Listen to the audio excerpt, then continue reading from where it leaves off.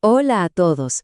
Qué gusto estar reunidos hoy para este análisis, pensado especialmente como una reflexión espiritual para nuestro pequeño grupo de estudio. Vamos a sumergirnos en cómo la jerarquía moderna de la Iglesia se remonta directamente a sus raíces bíblicas más profundas. Es increíble ver cómo una estructura global actual se apoya en relatos de hace miles de años y, sobre todo, cómo esto se aplica a nuestra propia fe personal hoy en día.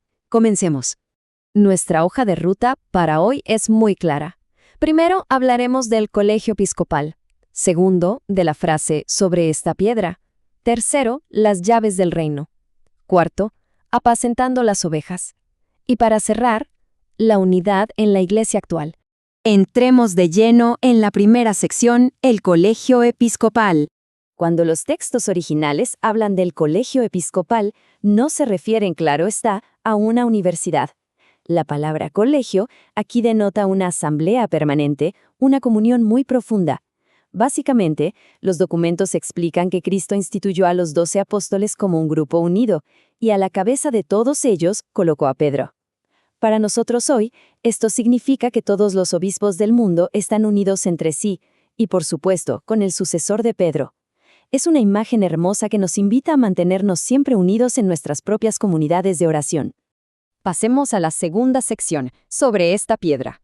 Fíjense en el impacto geográfico de este relato histórico. Estamos en el capítulo 16 de Mateo. Jesús lleva a su grupo a Cesarea de Filipo, a unos 46 kilómetros de Cafarnaúm.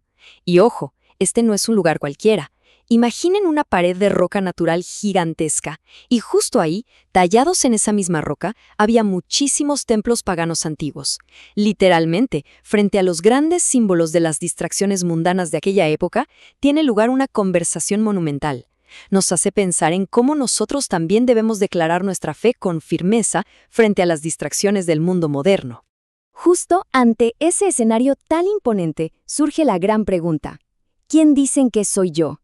Después de escuchar las distintas ideas de la multitud, la interrogante se vuelve súper personal. Simón da un paso al frente y dice: «Tú eres el Cristo, el Hijo del Dios viviente». Leer esto en los textos antiguos sigue siendo una confesión de fe absolutamente asombrosa, de esas que nos inspiran profundamente en nuestra propia reflexión espiritual. Y bueno, la respuesta que recibe Simón cambia la historia por completo. Los textos nos dicen que no fue la carne ni la sangre lo que le reveló esto, sino el Padre. Es aquí donde ocurre el famoso cambio de nombre. Ya sabemos que en los relatos bíblicos, un nombre nuevo significa una identidad y una misión totalmente nuevas. A Simón se le llama Kefa en arameo o Petros en latín, que literalmente significa roca o piedra. Aquí encontramos el mandato fundamental de nuestras fuentes. Con esa inmensa montaña de piedra de fondo, Jesús dice: «Sobre esta piedra edificaré mi iglesia». Los documentos antiguos señalan que esta es la promesa que sostiene a la institución hasta el día de hoy. Y la segunda parte es vital: las puertas del infierno no prevalecerán contra ella. Para los primeros cristianos, y para nosotros en nuestro día a día, esto nos da una tremenda esperanza. Nos recuerda que la fe está construida para resistir absolutamente cualquier tormenta. Ahora veamos la sección 3, las llaves del reino. En ese mismo pasaje, el texto menciona que se le entregan las llaves del reino a Pedro. Para captar bien el peso de esto, tenemos que mirar el Antiguo Testamento.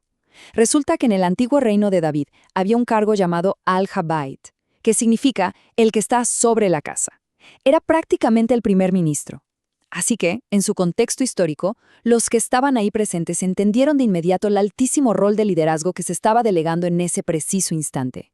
Esta comparación ilustra de manera brillante la continuidad de las Escrituras. De un lado vemos que, en Isaías 21, el profeta describe a este primer ministro recibiendo las llaves del reino de David. Lo que él abra, nadie lo cerrará, y viceversa. Y luego, a la derecha, en la Nueva Alianza, vemos al Rey definitivo entregando las llaves del reino de los cielos a Pedro con ese mismo lenguaje de atar y desatar. Es el mismo papel histórico, pero elevado para guiar y servir a toda la comunidad. Llegamos a la sección 4, apacentando las ovejas. Los textos nos trazan una trayectoria súper dramática para este primer líder. Recibe toda esa autoridad alrededor del año 30. Pero, como sabemos, durante la pasión, la historia relata cómo Pedro fracasa terriblemente, negando conocer a Jesús 3 veces. Cualquiera pensaría que al huir, el cargo se perdió para siempre. Pero la historia no termina ahí. Esta es una lección gigante para nuestra propia fe. Los textos nos muestran un arco de restauración maravilloso después de una gran caída. Nuestras fallas no son el final del camino. El relato del Evangelio de Juan nos regala una escena súper vívida.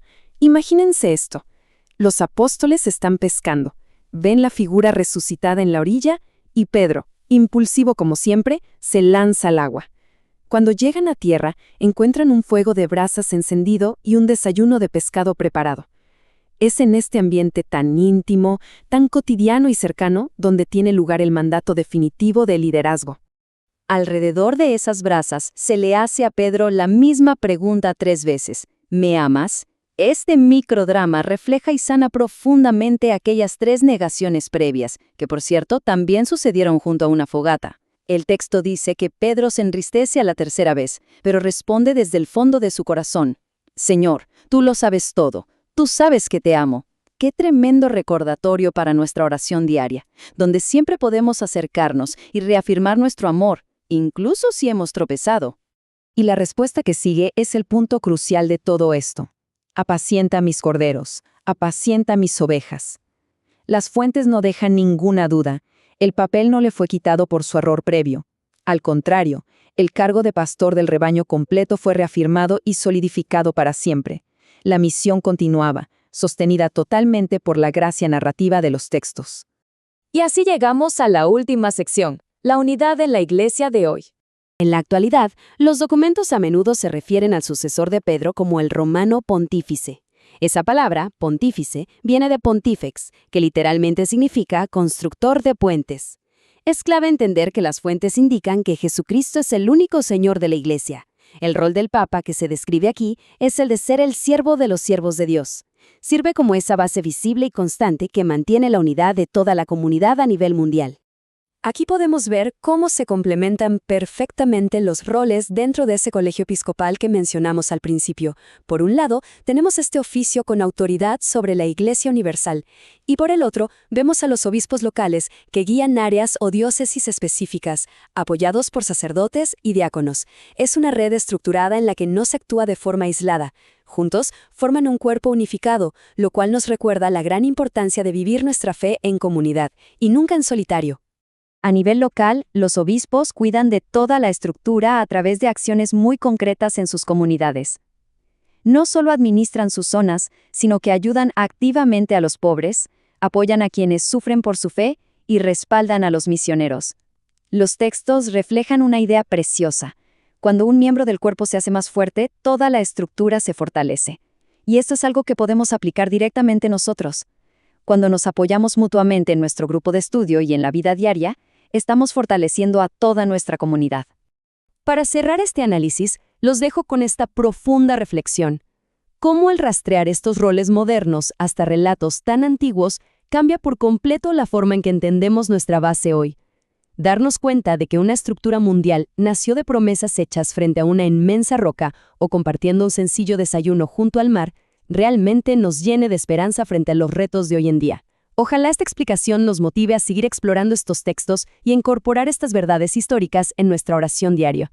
Gracias por acompañarnos y hasta la próxima.